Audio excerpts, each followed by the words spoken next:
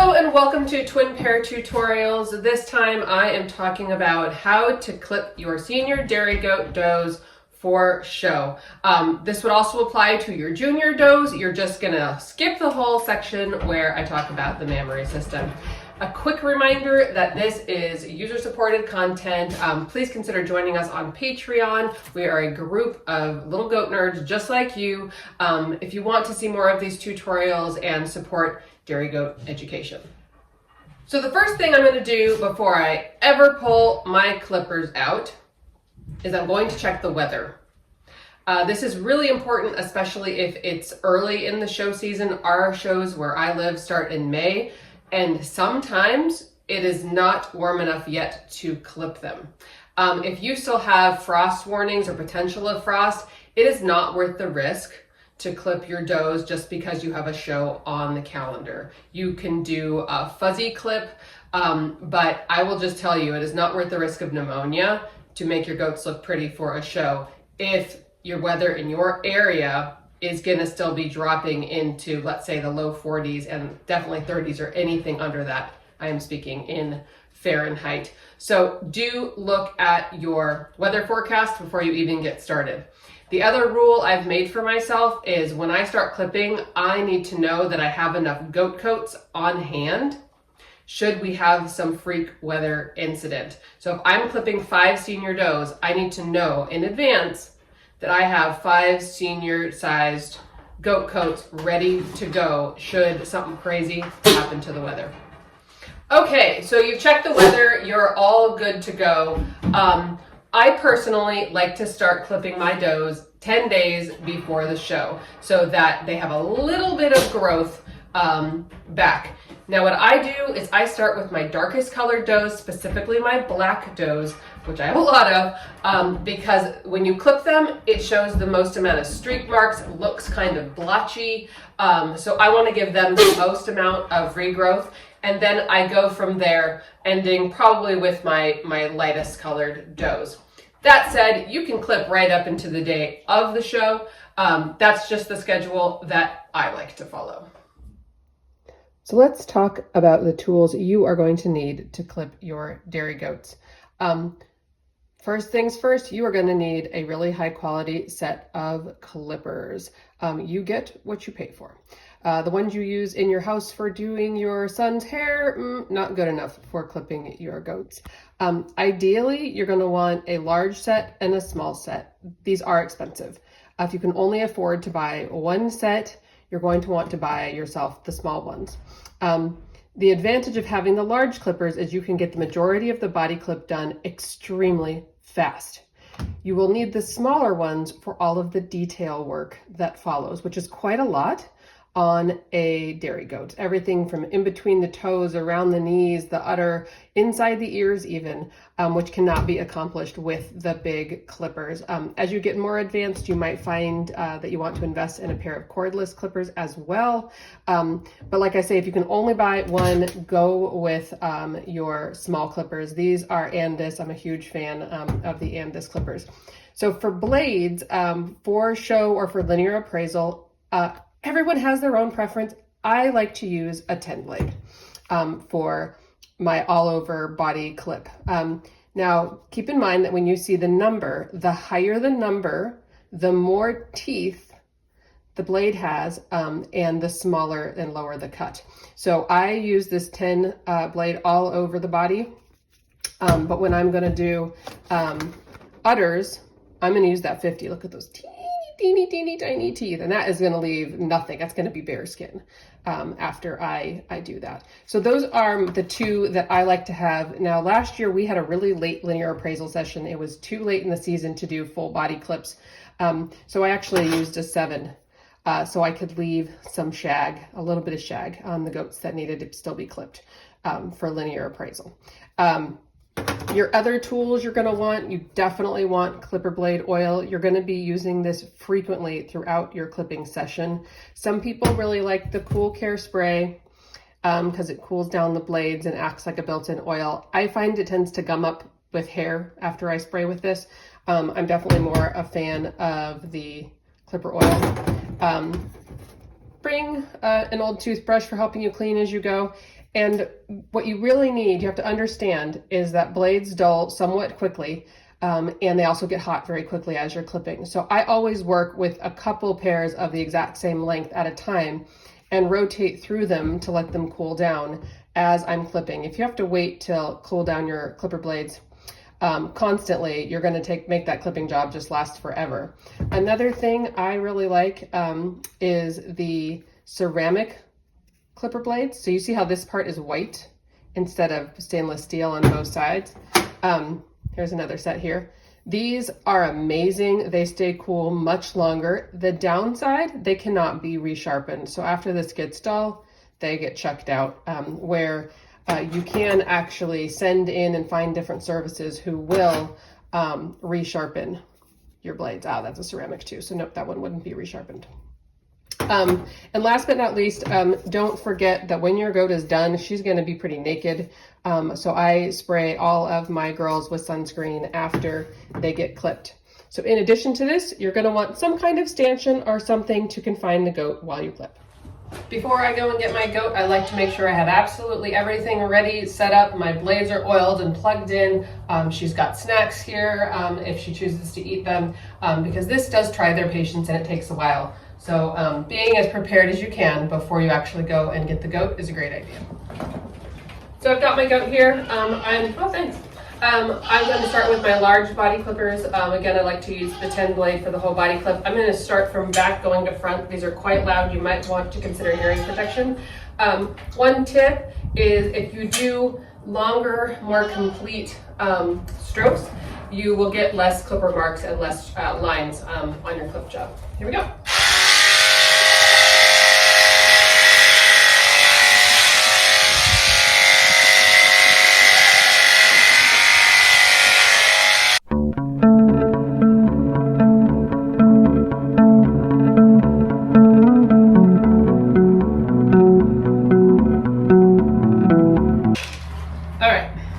Re-oil these, and then I'm going to move on to using my smaller clippers to start working on some of the detail around the legs.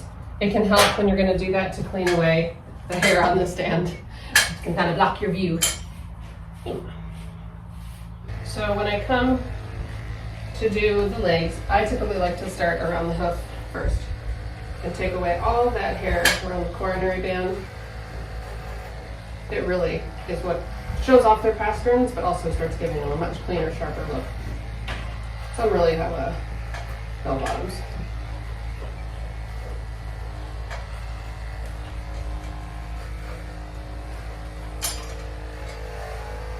Not unlike ladies who shave, getting around those knees and hocks. Ooh, tricky. You can see that when I'm clipping, I'm always clipping against the grain of the hair.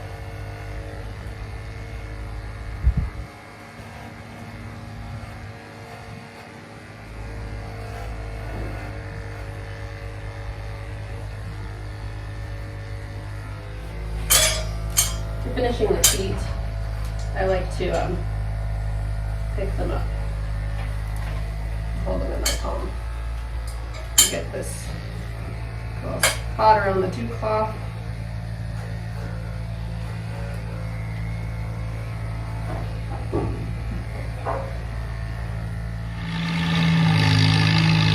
You want to be sure to look up their arm and get in the armpit area too, because you might not see any hair back here while they're standing here on the stanchion, but when they start walking in the ring, you just might see some little fringy armpit hair.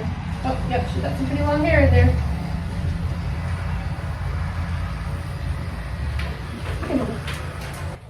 When I'm doing legs, I tend to like to reach through to do the inside from the opposite side, so I can actually see what I'm doing.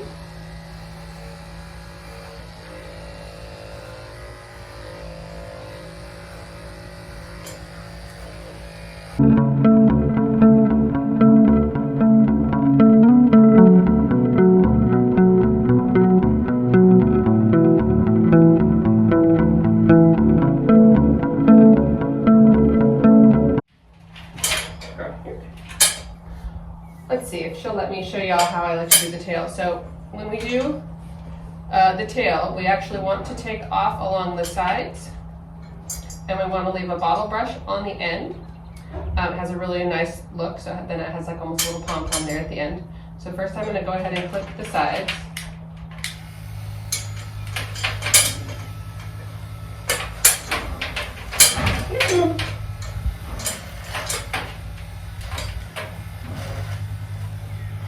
Around the vulva too. Make it all even. Okay. Go.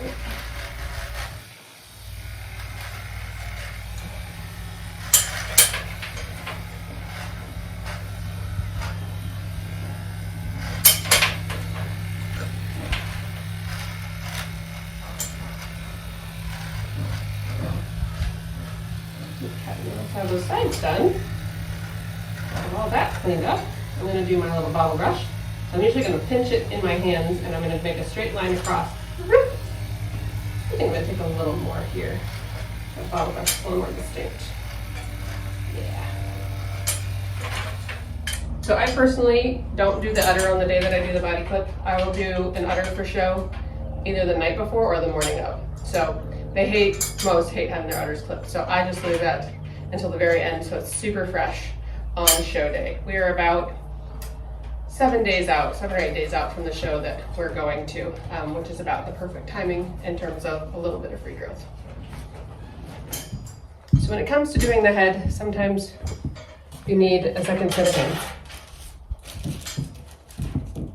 It's very easy to be empathetic with the fact that having a blade run around your face and around your eyeballs and ears is a little disconcerting. So to do the head, I am actually going to take this girl off the stanchion, and I'm going to stand with her. Come here. And for me, what works the best, if you don't have a second set of hands, is to just put them between your legs, shave away. Except for I'm going to go ahead and take her collar off, this one away.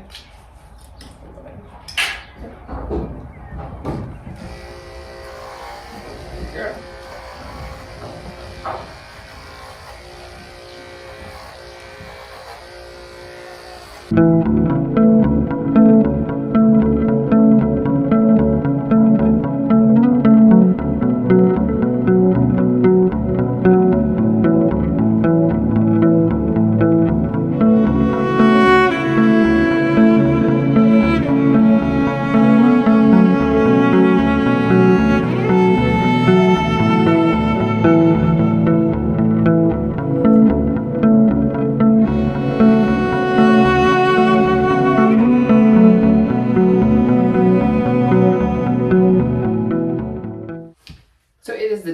The show. So on the day before the show is when I like to do my udder clips.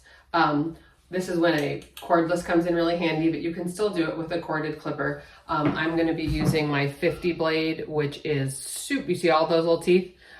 This is like all the way down to the skin cut. So you do have to be really careful with it. You also want to make sure to use a lot of that oil to keep it lubricated, because this is going to go right up against their skin and can get very hot. It's also a good idea to have a second set of hands when you're doing this, because not all those like having their udders clipped. So it's easiest and best to do your udder clip when their udder is full. I'm gonna clip this udder before I milk her out, and that'll be the last time I milk her out before the show. So what we're gonna do is not only take the hair off of the udder itself, but I'm also gonna clip up and around this arch a little bit past where the udder is to show off her udder arch and her attachments. And then when it comes to the side, she was washed yesterday, so I have her covered up to cover up that white and keep it clean. When I'm working on the fore udder, you can just clip to here to the front of the udder, but what looks a bit better and shows off the udder more is to actually follow this natural line and take more hair from just in front of the udder. Some people go crazy and go all the way up to the navel. I like to follow the natural arch of the doe.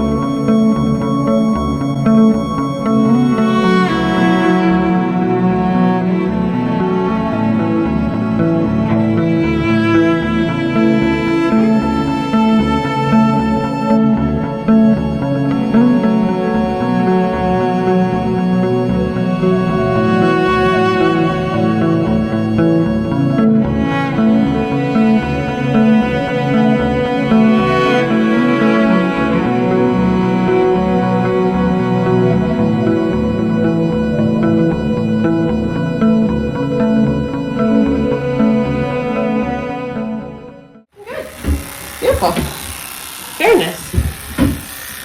Okay. Stop. And now that that's done, I'm going to come around and clean up the arch and then check for any stray hairs that I might have missed. And keeping an eye definitely on the temperature of these guys. I like to think of this as like the archway or picture frame or cathedral that is showing off their udder. So I like to go a little bit above. I may need to call on a second set of hands for this.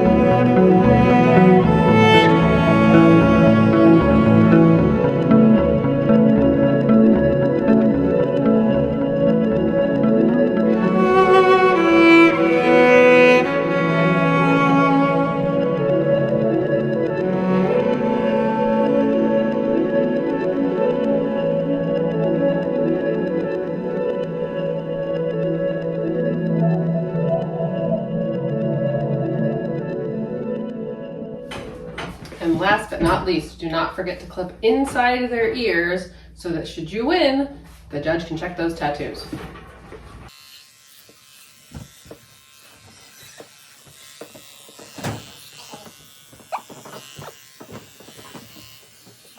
First to the front end assembly, she was forcibly domestic with her she's been tighter at the top of that shoulder blade, and then that lamprey system, just more width and capacity. Shaping that lamprey system would do to the size of a full distance from the living in that sport.